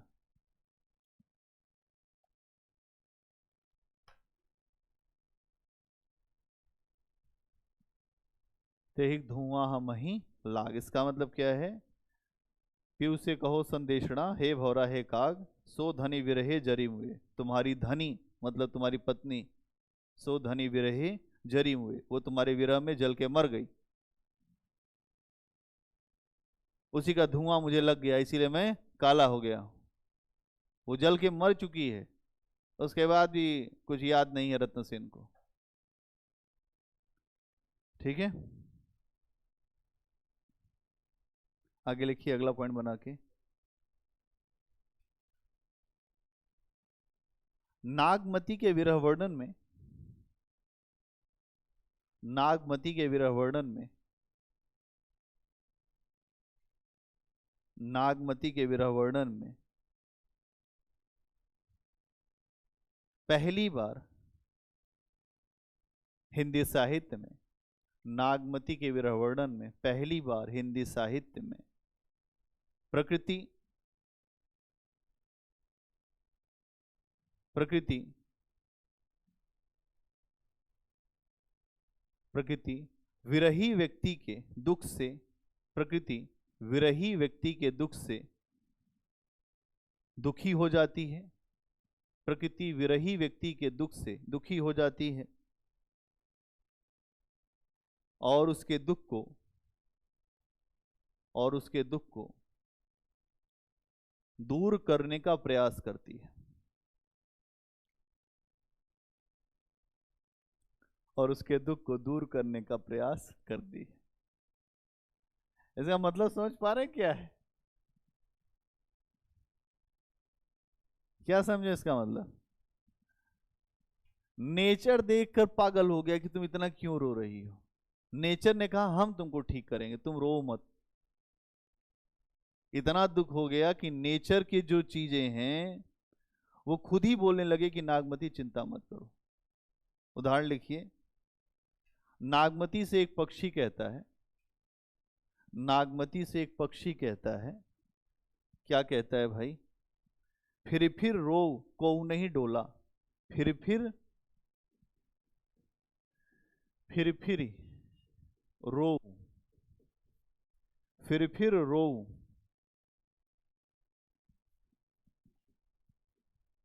फिर रो को नहीं डोला, को नहीं डोला, आधी रात विहंगम बोला।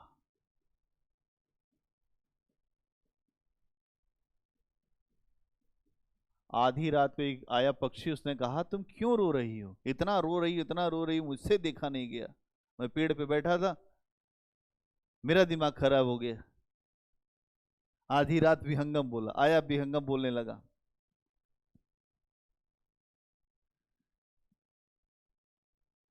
कई दुख रैनी न लावस आखी। कौन सा दुख तुमको लगा है रानी कि तुम सो नहीं रही हो? अगली लाइन है, कही दुख रैनी न लावस आखी, डैश डैश डैश, कही दुख, कही दुख रैन न लावस, कही दुख रैनी न लावसी आखी। नहीं, कुछ लोग देते हैं सांत्वना, तुम क्यों रो रही हो। इंसान नहीं बोल रहा है, पक्षी आ गया रात में। यही दुख रैन न, मतलब रात हो गई है, क्यों इतनी दुखी हो। और न लावसी आखी, सोना चाहिए तो तुम रो रही हो। हमें पागल कर दिया तुमने जो है, रोते रोते।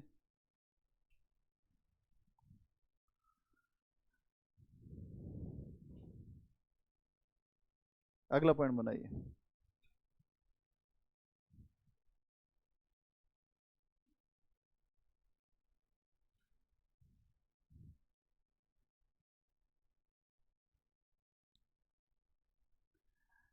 लिखिए, नागमती मध्यकाल की एक हिंदू नारी है। नागमती मध्यकाल की एक हिंदू नारी है, जिसके जीवन की सार्थकता, नागमती मध्यकाल की एक हिंदू नारी है जिसके जीवन की सार्थकता उसके पति में है, जिसके जीवन की सार्थकता उसके पति में है। उसका दुख दोहरा है, उसका दुख दोहरा है। जिसके जीवन की सार्थकता उसके पति में है, उसका दुख दोहरा है। एक,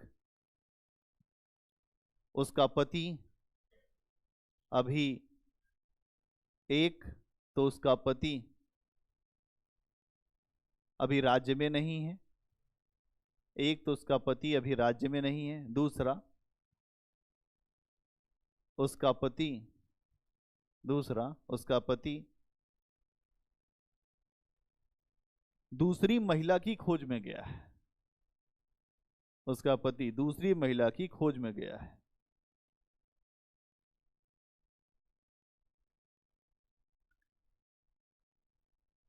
ऐसे में, ऐसे में उसका विरह, ऐसे में उसका विरह भक्ति को प्राप्त कर लेता है। ऐसे में उसका विरह भक्ति को प्राप्त कर लेता है।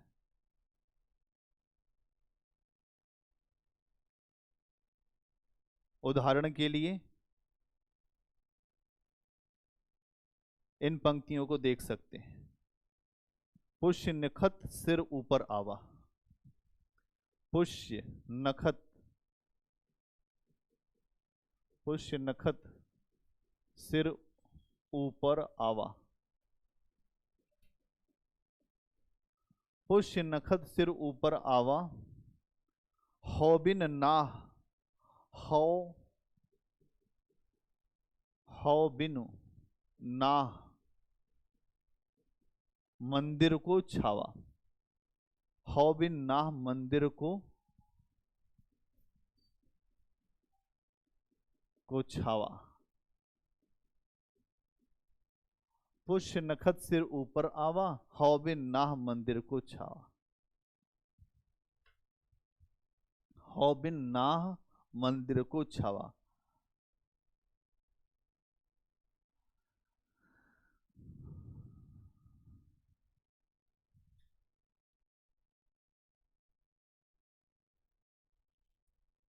तो शुक्ल जी का स्टेटमेंट लिख लीजिए। मुझे कभी लगता है कि स्टेटमेंट पे कभी जायसी से प्रश्न आ सकता है। अगला पॉइंट बनाइए।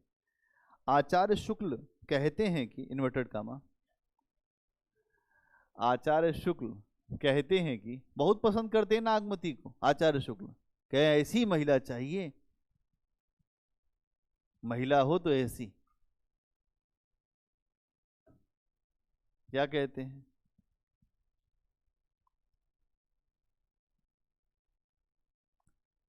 जायसी ने स्त्री जाति की, जायसी ने स्त्री जाति की, अथवा जायसी ने स्त्री जाति की, अथवा कम से कम हिंदू, कम से कम हिंदू गृहिणी, कम से कम हिंदू गृहिणी की सामान्य स्थिति के भीतर, हिंदू गृहिणी के सामान्य स्थिति के भीतर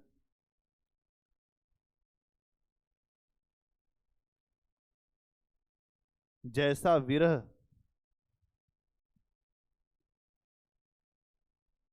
जैसा विरह का विकास दिखाया है, जैसा विरह का विकास दिखाया है,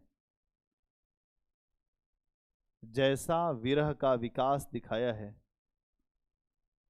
डैश डैश डैश विरह का विकास दिखाया है, बहुत लंबी लाइन है, डैश डैश डैश वह आशिक माशूकों का, वह आशिक माशूकों का, माशूक कैसे लिखते हैं? आशिक माशूकों का, आशिक माशूकों का निर्लज्ज प्रलाप नहीं है। निर्लज्ज, कभी रामलीला देखने जाते हो ये शब्द खूब आता है, निर्लज्ज कहीं के तुम, तुम्हें लाज नहीं आती? जब रावण जब सीता हरण करता है तो वो यही बोलती है सीता, निर्लज्ज हो तुम। हाँ, पापी, निर्लज्ज, यही सारे शब्द इस्तेमाल किए जाते हैं।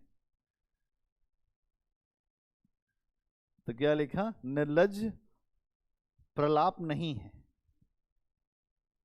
निर्लज्ज प्रलाप नहीं है।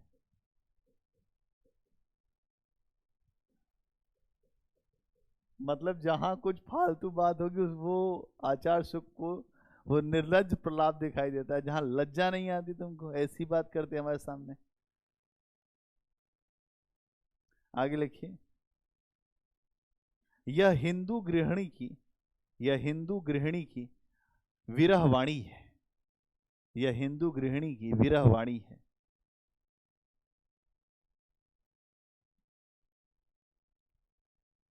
जिसमें सात्विकता है, जिसमें सात्विकता है, सात्विकता, जिसमें सात्विकता है, जिसमें सात्विकता है, मर्यादा है और मनोहरता है, और मनोहरता है।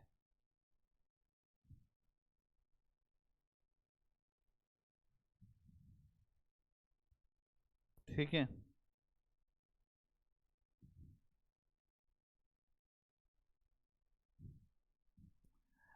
अब एक और है, कहो तो उसमें थोड़ा सा और लिखवा दूं, एक निष्कर्ष लिखवा देता हूं।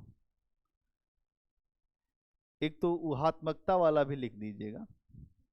अच्छा एक चीज ये देखिए, यह तन जारो छार के कि कहो कि पवन उड़ाए, ये क्या लगता है आपको? पति कुछ नहीं कर रहा है, हम अपना तन जलाने के लिए तैयार हैं। नहीं, भाई विरह वर्णन में एक पक्ष तो ये है कि जो विरही है वो अपना सब कुछ देने को तैयार है, लेकिन जिसके लिए वो दे रहा है वही नहीं तैयार है लेने को। अगला पॉइंट बनाओ, इसको लिख ही दो। नागमती का वियोग प्रतिबद्धता से भरा हुआ है। नागमती का वियोग प्रतिबद्धता से भरा हुआ है। उसका पति रत्नसेन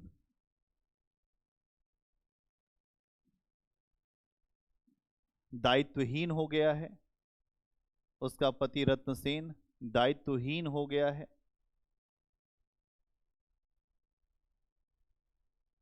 उसका पति रत्नसेन दायित्वहीन हो गया है, फिर भी वह अपने प्रेम में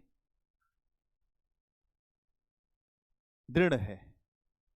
फिर भी वह अपने प्रेम में दृढ़ है। उसकी अंतिम इच्छा यही है, उसकी अंतिम इच्छा यही है कि यदि पति न मिल पाए, उसकी अंतिम इच्छा यही है कि यदि पति न मिल पाए तो कम से कम इतना हो। उसकी अंतिम इच्छा यही है कि यदि पति न मिल पाए तो कम से कम इतना हो कि मेरे मरने के बाद, मेरे मरने के बाद मेरी राख, मेरे मरने के बाद मेरी राख उस रास्ते पर, उस रास्ते पर, उस रास्ते पर क्या की जाए, उस रास्ते पर जो बिछा दी जाए, उस रास्ते पर बिछा दी जाए जहां से मेरा पति आने वाला है, जहां से मेरा पति आने वाला है। मतलब एक लेवल के स्तर की ये मूर्ख है। नहीं आपको दिखाई दे रहा है? अस्तरीय मूर्ख इसको कहते हैं। पागलपन में भी एक और पागलपन होता है, इसमें दोहरा पागलपन है। अरे मरने के बाद भी एक ये बात है, उसके बाद ही महसूस नहीं होगा रत्नसेन को, होगा क्या महसूस? कोई किसी के लिए कुछ भी कर दे, रत्नसेन को कोई महसूस नहीं होने वाला। रत्नसेन अलग देश का नागरिक है, जो श्रीलंका का, और वो इधर आने वाला नहीं अभी। तो लिख दीजिए यहीं पे। मतलब यहां इस बात से एक बात समझ में आ रही है कि नागमती व्यक्तिगत भोग से ऊपर उठ चुकी है। उसको पता है कि अब मेरा पति मेरा नहीं है, और अब एक ही स्थिति बचेगी, जो कुछ देना है वो मुझे ही देना है, जितना बलिदान होगा वो मैं ही करूंगी।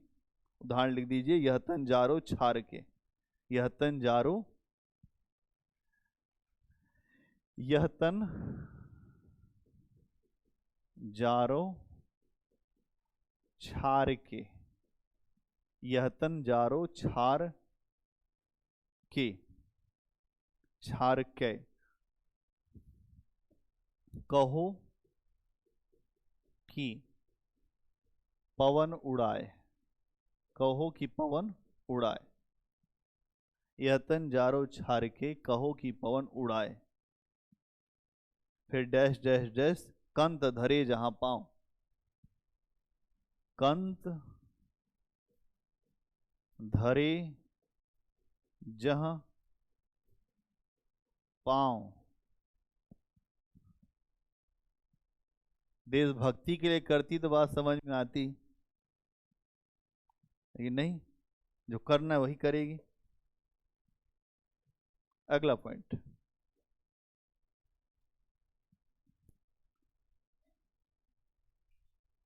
नागमती के विरह वर्णन में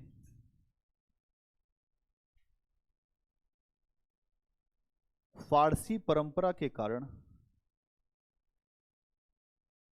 नागमती के विरह वर्णन में फारसी परंपरा के कारण मसनवी शैली का भी प्रयोग हुआ है। नागमती के विरह वर्णन में फारसी परंपरा के कारण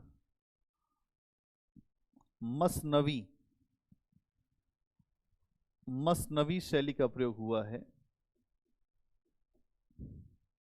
मसनवी शैली का प्रयोग हुआ है, जिसके कारण कविताओं में ऊहात्मकता आ गई है। जिसके कारण कविताओं में ऊहात्मकता आ गई है। ऊहात्मकता आ गई है।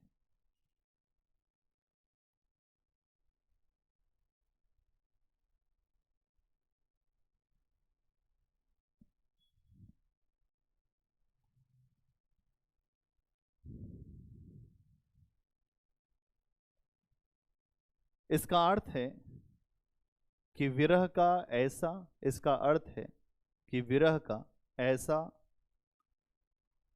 अतिशयोक्तिपूर्ण वर्णन करना, विरह का ऐसा अतिशयोक्तिपूर्ण वर्णन करना जो असामान्य हो,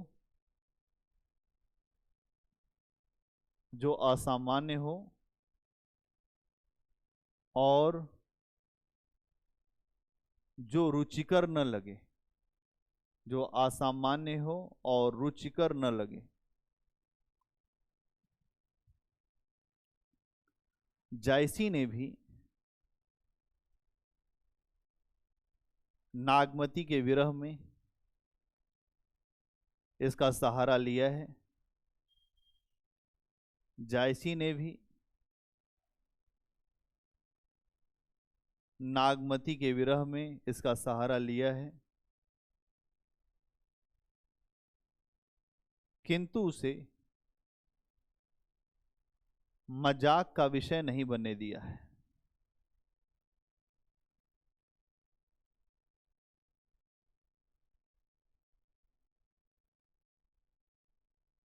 मजाक का विषय नहीं बनने दिया है। उदाहरण के लिए, दही कोयला भई कंत स्नेहा। दही जो है कोयला हो गई, तो दही कोयला भई, क्यों भाई? कंत स्नेहा।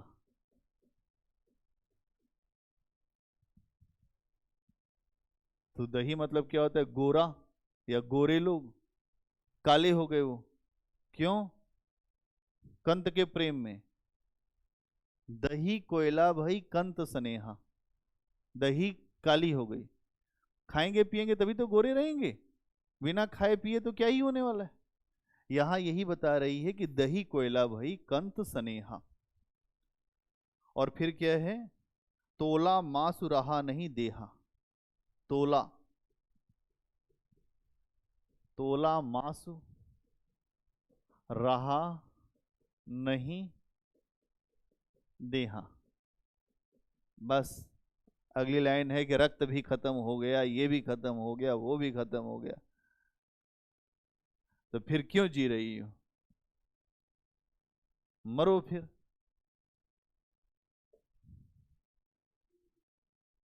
बड़ी समस्याएं हैं। हाँ, बस अब निष्कर्ष एक लिख दो।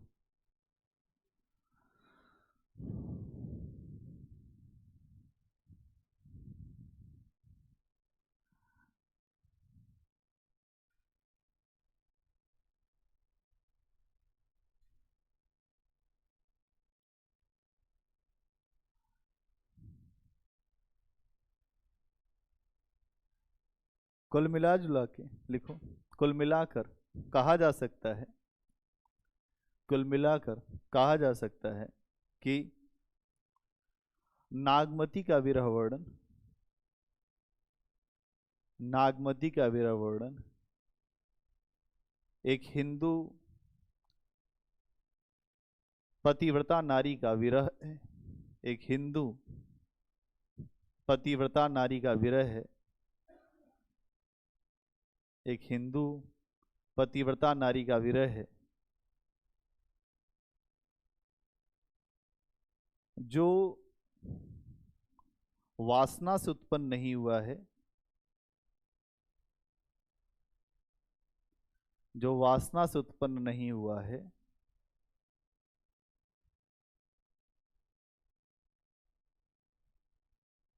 बल्कि बेचैनी से उत्पन्न हुआ है, बल्कि बेचैनी से उत्पन्न हुआ है।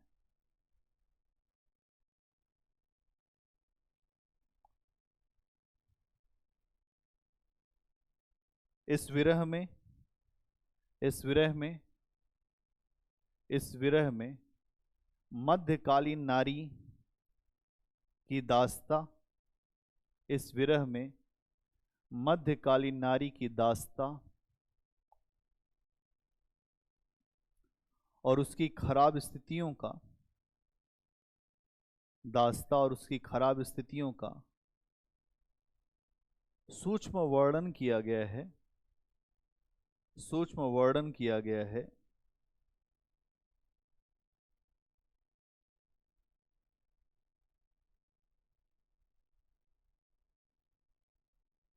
यह मानने में कोई अतिशयोक्ति नहीं होगी, यह मानने में कोई अतिशयोक्ति नहीं होगी कि अपनी अद्भुत साधारण क्षमता, अपनी अद्भुत साधारण क्षमता, व्यापकता, अपनी अद्भुत साधारण क्षमता, व्यापकता और प्रेम की पवित्रता, व्यापकता और प्रेम की पवित्रता जैसे तत्वों के कारण नागमती का विरह वर्णन हिंदी साहित्य में एक अद्वितीय वस्तु है। नागमती का विरह वर्णन हिंदी साहित्य में एक अद्भुत वस्तु है।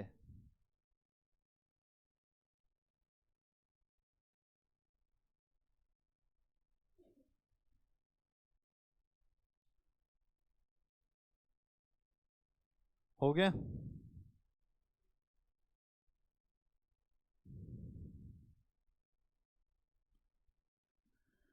चलिए, आज के लिए इतना ही। कल हम लोग बात करेंगे जायसी का रहस्यवाद।